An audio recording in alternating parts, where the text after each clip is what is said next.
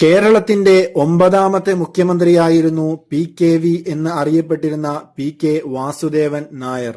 P K. Vasudevan Nair ജനിച്ചത് കോട്ടയത്തായിരുന്നു 1926 March 2-ന്.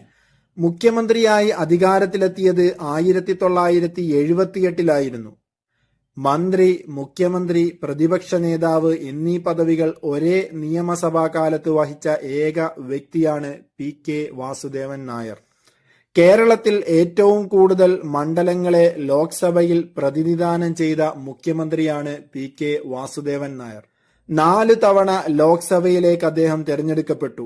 1957 തിരുവല്ലയിൽ നിന്നും, 1962 അമ്പലപ്പുഴയിൽ നിന്നും, 1967 പീരുമേട്, 2004 തിരുവനന്തപുരം എന്നീ സ്ഥലങ്ങളിൽ നിന്നായിരുന്നു.